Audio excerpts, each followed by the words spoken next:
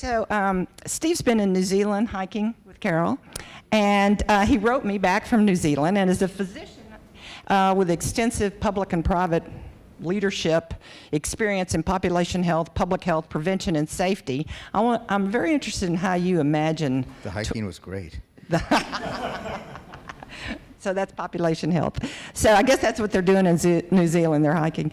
But before we jump to the future, I want to honor, you said you wanted to comment on a couple of things and about health literacy and understanding social determinants of population health. You said that many population health interventions require popular support, but yet are inadequately understood. So tell us how you see this issue, and if you were king, how would you address it? Well, I'm not going to be king, but I think we heard a lot about this morning from Howard and from George and others. And George actually showed the county health rankings, which show sort of what are the opportunities for improving health in this country. And if you look at that, 40% is due to social determinants, about 30% health behaviors, 10% the environment, and the remainder is in the clinical care system. So if we're going to improve health, we're going to need to deal with those behaviors, the social determinants, and we can define them differently, but that's certainly having decent jobs, a good criminal justice system, education, all of those kinds of things, as well as having a built and natural environment which supports people's healthy decisions. To do that, we need to first have people begin to understand that that's indeed the case. If we're going to improve health, we're going to need to address those issues. And particularly if we're going to address determinants, and Winston will talk more about that, disparities, many of the people who are most disadvantaged are also most disadvantaged along those same dimensions. To get to making those changes is going to take social and political will. And that takes first understanding of what the nature of those problems are and what the potential solutions are, and then to drive the system, whether it's the public systems, the governmental systems, or our private systems, to make the changes that are necessary so that kids get a decent education, families are supported, that our criminal justice system is not just a system of recidivism, but gets people back so they can be employed and have decent jobs with living wages, that their neighborhoods are not peppered with just fast food restaurants, but actually have healthy foods. And we've created these environments, and we can change those. So, but to do that takes a popular will and a general understanding of that. I think we also have some tools that are available besides just the social discourse. Someone this morning referred to health in all policies as sort of the new mantra for where population health is moving, to make sure that when we develop interventions or policies in any of these other sectors, that health be part of the discussion. So that if we're talking about transportation systems, someone's talking about complete streets where people want to be outside, they're pleasant places to be, you can walk, you can bike, as well as drive a car. The political leaders will benefit by first having the engagement of the health sector in those discussions so that the health implications are on the table and on their forebrains when they make those decisions. And we have tools such as health impact assessments that can begin to further those discussions. And I don't think people think of health impact assessments as a health literacy tool, but in fact they are educational tools because they do help people understand the problem, understand what the health implications are, and help them understand the kinds of decisions they can make that will either adopt a policy or modify a program so that the health benefits are maximized or the harms minimized. Well, as per George's comment this morning, do you see that starting locally? That to identify locally what the problems are and the tracking process of how we're doing better, or do you think that's on a national agenda? I think it's at all those different levels. Oftentimes, though, it is at the local community where they see the problems and they engage and they want the tools and the information to allow them to catalyze their local groups and get the political momentum to drive some of those changes. But at the same time, there are many of them are state or national actions that need to be taken because that's where the decisions are being made. So I think it's a matter of looking at all of those different levels, and it depends whether one is talking about something in your local school system. I'll give you a simple example. In Los Angeles, we don't have many parks. But there's a lot of discussion about joint use with the schools so that those playgrounds aren't closed after hours, that it gives the kids a place to play where communities can get together and meet and discuss, and it provides an environment for them. Well, that's a local decision as to how that gets done, how it gets implemented, how you deal with the concerns about liability and maintenance and all of those sorts of things. But there are others that are national, our agricultural policy and subsidies and things of that nature, which directly affect the food availability, are kinds of things that are, of course, going to go on at a very different level. Say one more thing about, you were saying that to get popular buy-in or the public buy-in, they've got to understand the problem and the benefit of shifting. You got any action plans for increasing understanding or the value of changing? Well, I think it's like in many areas, you need to reach thought leaders who can begin to have those discussions and influence. See, we've labeled you as a thought leader here. What's that? We're labeling you as the thought leader. Well, make it happen.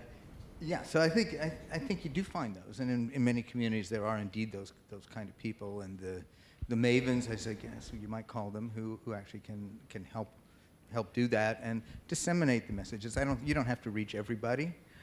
It's not universal, but I think much as we talk about health literacy and the individual sense of empowerment and allowing them to engage and with all of the individual things, we need the same kind of community engagement at multiple levels too.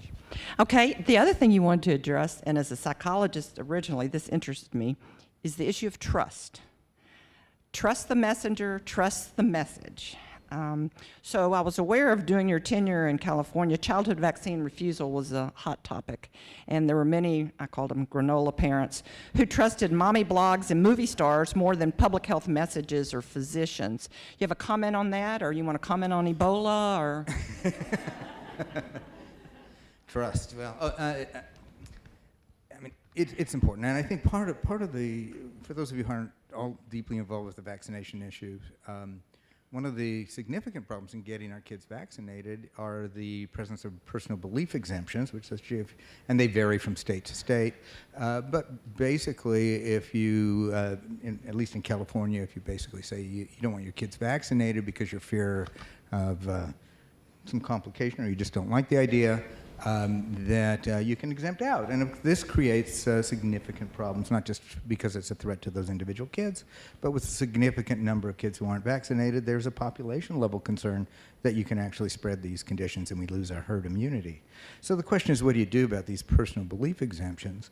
But the root of them isn't just the PBEs themselves. The root problem is that people either don't believe in vaccination or they think that autism is a consequence. It's fraught with misinformation, and people trust sources of information that are not credible. Well, they may be credible to them, I guess, but they're not evidence-based.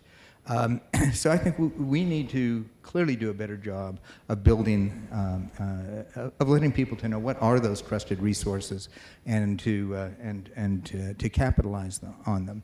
I think. Betsy was talking about the same sorts of things in terms of the resources they use, whether it's on social media that's adequately curated or having trusted sources of information. Clearly, we have a problem in this country with trust in our governmental leaders and authority. I mean, we probably saw that in the last election. And it manifests itself in things like what we've seen with Ebola, which is, a concern, but not a major threat in this country. And yet we don't have the kind of confidence in our leadership that they're actually going to be dealing with this. It becomes a media circus rather than a new problem that we're going to learn about and we're going to address and contain in a coherent way. So I think we do have a lot of work to do. I'm certainly no expert on social psychology and trust, but it's important. And I think as we have more and more social media that is fraught with the potential for misinformation, if we don't get this genie back in the bottle, we're going to be dealing with these kind of problems more and more.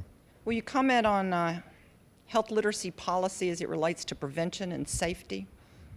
How you envision that playing out? Do you think prevention is going to be more on the forefront, or is it just taking care of us when we get sick? Well, prevention is certainly not just taking care of us when we get sick, although there are things No, I to know, do. but I'm saying now the focus is on, Is on sickness care. Yeah. Yes. Focuses on sickness care rather than on the preventive things that one can do. And there's certainly the clinical preventive services that we talk about, immunization and cancer screenings and those sorts of things. But very much it's the behaviors and that drive much of that need. So I think we need to do better. But the other is people need to understand what their risks are.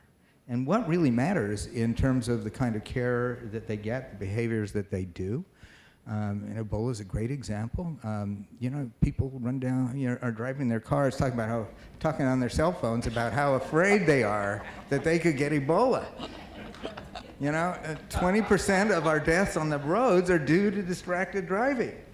And it's really easy to get caught up in whatever the panic is of the day and not really understand the real risks that are out there. And the very fact that our day-to-day decisions are affecting our lives.